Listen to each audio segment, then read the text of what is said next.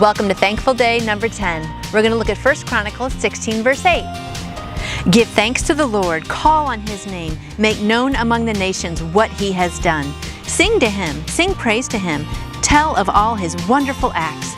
Glory is in His name. Let the hearts of those who seek the Lord rejoice. So this is a story with David, how they brought the Ark of the Covenant into the tent of the tabernacle, and they were just so excited about that, and they basically wrote a song about it and were singing praises to God. Verse 2 says, after David had finished sacrificing the burnt offerings and the fellowship offerings, he blessed the people in the name of the Lord. Verse 7, that day David first committed to Asaph and his associates this psalm of thanks to the Lord.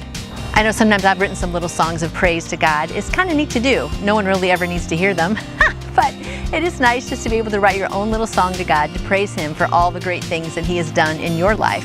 So maybe give that a shot. It just kind of makes me think of Abraham and the first covenant that God made with him. Out of all the nations on the earth, God chose Abraham to be His chosen people, right? And how many times could they have been wiped out by different enemies, but God just preserved them all the way through. And now the ark is finally making its way back to Jerusalem.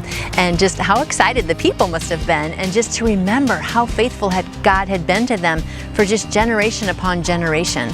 God is faithful. I like this commentary here. In view of all that He had done for them, God's people were urged to praise Him and proclaim His mighty acts to others. People could never really know the other gods.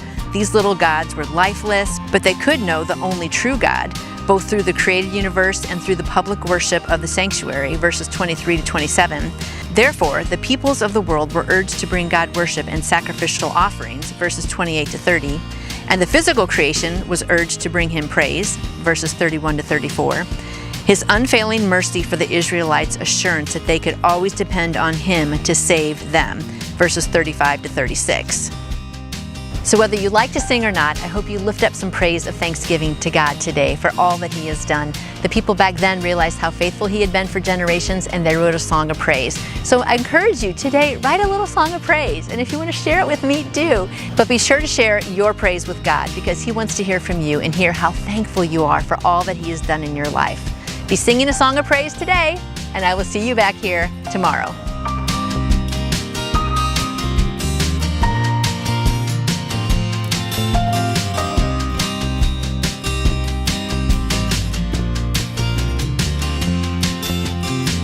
And I would love to answer any questions you may have about faith in Jesus.